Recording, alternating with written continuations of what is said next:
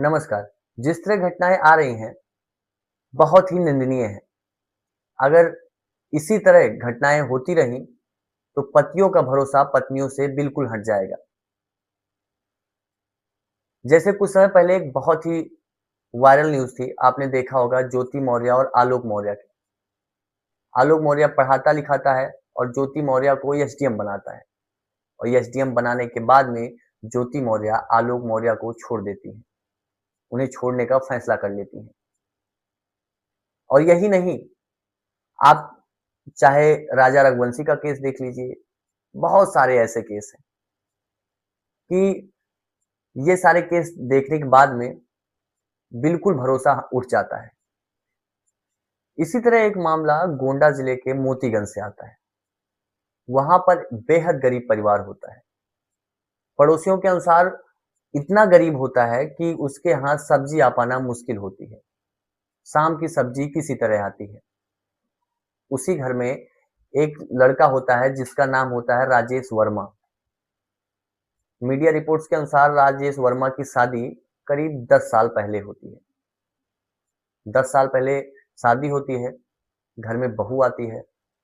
बहू काफ़ी सुशील होती है, काफ़ी सुंदर होती है और इस तरह होती है कि लगता है कि हमारे घर में महारानी आ गई। यानी कि घर वाले कहते हैं कि मेरी बहू नहीं, मेरे घर की बेटी आ गई है।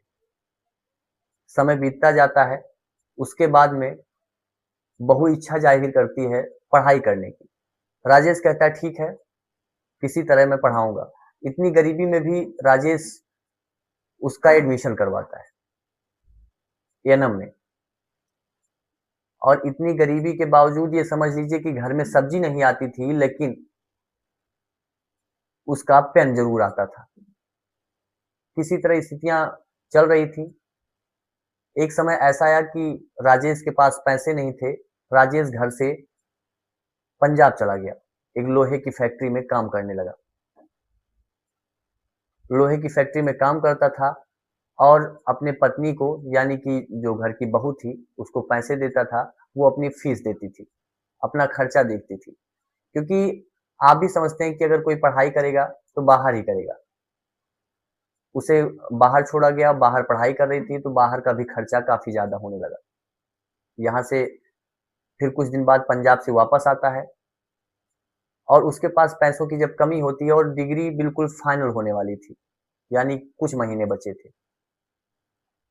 पैसे कम पड़े, तो राजेश ने अपने घर की भैंस भी बेच दी और जब भैंस बेची, डिग्री फाइनल हुई और उसकी पत्नी यानी कि जो घर की बहू थी, वो गोंडा में ही एक हॉस्पिटल में जॉब करने लगी। और जब उसे लगा कि हम बहुत अच्छे हो गए यानी कि हमारा लेवल ऊँचा हो गया है, तो उसने राजेश को छोड़ने का फैसला कर लिया। अब सोचिए कि कौन-सी पत्नी ऐसी होगी कि जिसका पति उसके लिए सब कुछ छोड़ दिया। यानी कि कितनी गरीबी झेली, किस तरह लोहे की फैक्ट्री में काम किया, एक-एक पैसे के लिए तरसा, अपने कपड़े तक नहीं लिए। उसी पति को अब पत्नी कहती थी कि आप मेरे लेवल के नहीं हैं। आपके साथ खड़े होने हमको शर्म आती है। मैं आपके साथ नहीं रह सकती हूँ। जब इसका विरोध राजेश करने लगा यानी कि अपनी पत्नी से राजेश जब विरोध करने लगा इस चीज़ का, तो उसकी पत्नी ने एक शर्त रखी कि या फिर हमको 10 लाख रुपए दीजिए, तब मैं आपके साथ रहूँगी। और 10 लाख रुपए ही नहीं, 10 लाख रुपए और अपने माता-पिता यानी कि बूढ़े माता-पिता को आप छोड़ दीजिए। मैं उनके साथ नहीं रह सकती हूँ। अगर मेरे साथ रहना है, तो बूढ़े माता-पिता को छोड़िए और हमें 10 लाख रुपए दीजिए। अब सोचिए कि वो पति जो किसी तरह आपको पढ़ाया-लिखाया गरीबी झेल के, वो 10 लाख रुपए कहाँ से लाएगा? वो अपने बूढ़े माता-पिता को कहाँ छोड़ेगा? क्योंकि वही माता-पिता हैं कि अपना तन-पेट काट के अपनी बहू को एक अच्छी महिला बनाना चाहते थे। वो सोचते थे कि पढ़ लिख लेगी, कुछ अच्छा करेगी। उनको ये नहीं पता था कि पढ़ लिख के वो हमें ही लात मार देगी, यानी हमें ही घर से बाहर निकाल देगी। अब एक सवाल आपसे कि आप लोग किसको गलत मानते हैं? आप किसके साथ हैं? राजेश के साथ हैं या आरती के साथ? आरती सही कर रही है या फिर राजेश के साथ गलत हो रहा है? आप कमेंट बॉक्स में ज़रूर बताइएगा। इस केस की पूरी अपडेट मैं आपको देता रहूँगा, कम्युनिटी पोस्ट के माध्यम से या फिर दूसरे वीडियो के माध्यम से। लेकिन आप लोगों की इस केस के बारे में क्या राय है? कमेंट बॉक्स में ज़रूर बताइए। जय हिंद, जय भारत।